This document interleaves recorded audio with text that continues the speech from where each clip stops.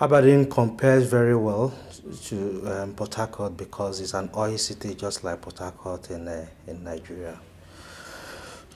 In Aberdeen, poverty in terms of the separation between the rich and the poor is not as outstanding as it is in Port Harcourt in Nigeria. Of course, the situation in Nigeria is the same everywhere. You see poor and very rich people.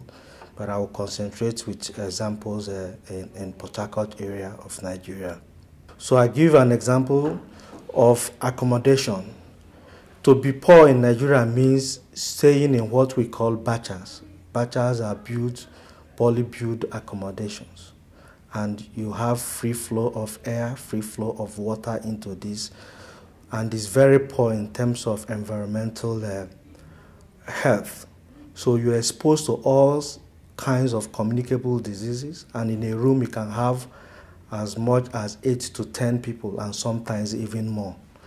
And if you just take a walk across the road, you might see another rich person and having a big mansions.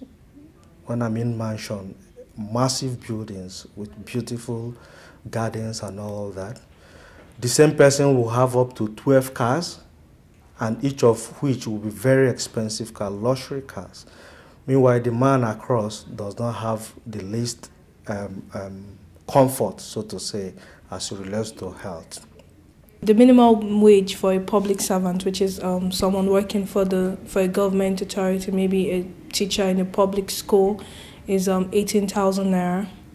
But a lot of people earn much less than this, especially those in private sectors, because they don't have any organization protecting their rights, and you have people earning much less.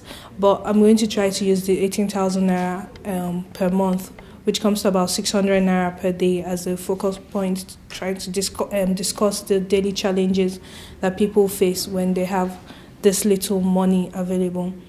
600 naira per day comes to about £2.50 a day.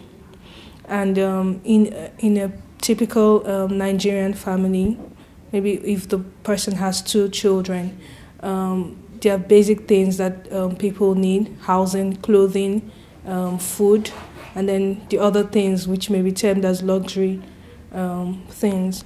But this money is not even enough to cater for the basic things. For example, food. For food, if you live on 600 naira per day, to try to put this in perspective, a can of milk, dried milk, goes for about 800 naira to 1,000 naira. That's just one can.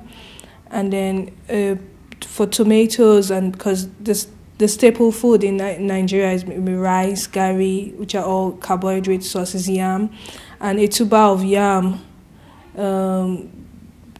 Well, you can get about 5 tubers for 1,000 naira, and it depends on the season. Unlike some other places where you can get food at, well, basically the same prices throughout the year, but it depends on the season. Some seasons you can barely get yam for that amount. They become really expensive, and so a lot of nutrition and food in Nigeria revolves around the seasonal availability of the foodstuff.